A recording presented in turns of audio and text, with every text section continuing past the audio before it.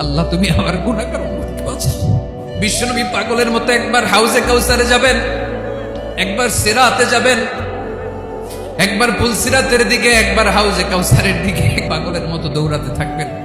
তার কোনো গুনাহগার উম্মত যাতে জাহান্নামে ঢুকে না যায়, সেদিন কেউ সুপারিশ করতে পারবে না বিশ্বনবী ছাড়া। কিয়ামতের ময়দানে ওই বিভীষিকাময় সময়ে মুসিবতের কালে মানুষগুলো পাগল হয়ে বিশ্বনবীকে খুঁজতে আরম্ভ করবে। সবাই মিলে বিশ্বনবীর কাছে যেয়ে বলবে, ইয়া রাহমাতাল লিল আলামিন, ইয়া খাতামান নবীন, রাহমাতাল লিল আলামিন। দেখেন আমাদের কি অবস্থা, কি কঠিন বিপদে আমরা আছি, দাঁড়াতে পারি না, সূর্যের আলোতে ঘেমে হয়রান। আজকে কেউ সুপারিশ করতে পারবে না। সব নবীরা অপারগতা স্বীকার করেছে, তারা বলেছে আপনি ছাড়া কেউ নাকি আল্লাহর সামনে দাঁড়াতে পারবেন না, আপনি একটু সুপারিশ করেন।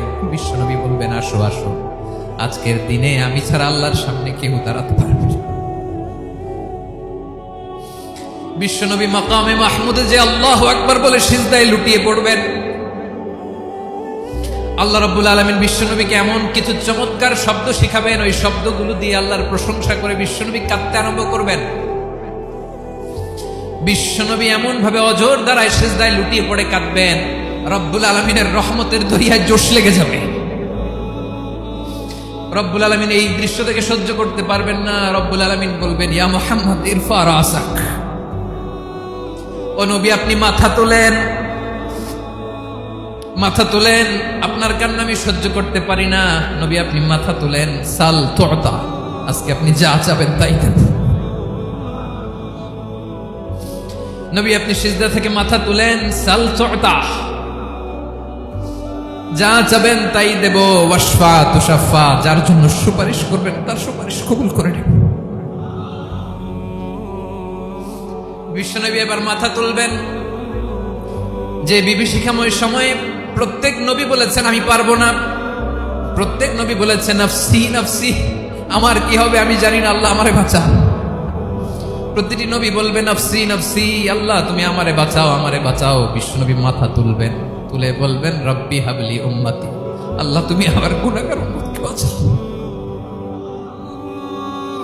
এই দুনিয়ার বুকে রব্বুল আলামিন সব নবীকে একটা করে দাওয়া মুস্তাজাবা দিয়েছেন, মানে যে দোয়া করলে কবুল হয়ে যায় সাথে সাথেই। দাও বিহা, দুনিয়ার সব নবীরা ওই দোয়াটা দুনিয়ায় করে ফেলেছে। সব নবীকে আল্লাহ একটা করে দোয়া দিয়েছে, নবী দোয়া করলেই কবুল। সব নবীরা ওই দোয়া করে ফেলেছে দুনিয়াতে। বিশ্বনবী বলেন আমি করি নাই। ওয়া ইন্নী আখতাবিউ দাওয়াতি শাফাআতান লি উম্মতি ইয়াউমাল কিয়ামাহ, আমার ওই স্পেশাল দোয়াটা আমি দুনিয়ার বুকে কঠিন বিপদে পড়েও কোনোদিন করি নাই। আমি আমার স্পেশাল দোয়াটা কিয়ামতের দিন আমার গুনাহগার উম্মতকে সুপারিশের জন্য রেখে দিয়েছি। আল্লাহ বলবেন নবী ইরফা রাসাক, মাথা তোলেন, আর কাটবেন না। বিশ্বনবী মাথা তুলবেন, আল্লাহ বলবেন সাল তুতা, আপনি যা চাবেন তাই দেব। ওয়াশফা তুশাফা, সুপারিশ করেন, সুপারিশ কবুল করব। বিশ্বনবী বলবেন আল্লাহ ওই স্পেশাল দোয়াটা দুনিয়াতে করি নাই, আজকে আমি তোমার দরবারে দাঁড়িয়ে কিয়ামতের দিন ওই দোয়াটা করছি। আল্লাহ আমার যে উম্মতের হৃদয়ে যাররা পরিমাণ ঈমান আছে, আমার একটা উম্মতকেও তুমি জাহান্নামে ঢোকাতে পারবা না। বিশ্বনবী পাগলের মতো একবার হাউজে কাউসারে যাবেন, একবার সিরাতে যাবেন, একবার পুলসিরাতের দিকে, একবার হাউজে কাউসারের দিকে পাগলের মতো দৌড়াতে থাকবেন। তার কোনো গুনাহগার উম্মত যাতে জাহান্নামে ঢুকে না যায়, সেদিন কেউ সুপারিশ করতে পারবে না বিশ্বনবী ছাড়া। এজন্য 5 নম্বর আল্লাহ বললেন মান যাল্লাযী ইয়াশফাউ ইনদাহু ইল্লা বিইযনিহি, কার সাহস আছে, কার এত বড় বুকের পাটা কিয়ামতের কঠিন দিন আল্লাহর সামনে দাঁড়িয়ে সুপারিশ করবে? কারো ক্ষমতা নেই, কারো ক্ষমতা নাই। বিশ্বনবী সেদিন সিজদায় পড়ে উম্মতের জন্য কাঁদবেন, সবাই কাঁদবে নাফসি নাফসি, আল্লাহ আমারে বাঁচাও, আল্লাহ আমারে বাঁচাও। বিশ্বনবী বলবেন উম্মতি উম্মতি, বিশ্বনবী আমার জন্য কাঁদবেন, আপনার জন্য কাঁদবেন, আমাদের জন্য সেদিন কেঁদে কেঁদে জাহান্নামের দরজায় দাঁড়িয়ে আমাদেরকে টেনে টেনে জান্নাতে ঢুকাবেন। এজন্য এই বিশ্বনবীর ভালোবাসা যেন আমাদের হৃদয়ে ভরপুর থাকে। আমার ভাইয়েরা, প্রতি শুক্রবার বিশ্বনবীর উপরে বেশি বেশি যেন আমরা দুরূদ পড়ি। আমরা যখন বিশ্বনবীর সালাম দেই, দুরূদ পড়ি,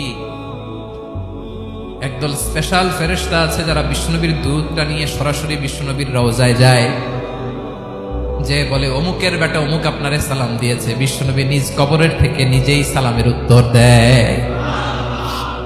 বিশ্বনবীর ভালোবাসা যেন আমাদের হৃদয়ে থাকে, বিশ্বনবীর সুন্নাহ দিয়ে যেন আমাদের জীবনটাকে সাজাই। পারা যাবে ইনশাআল্লাহ।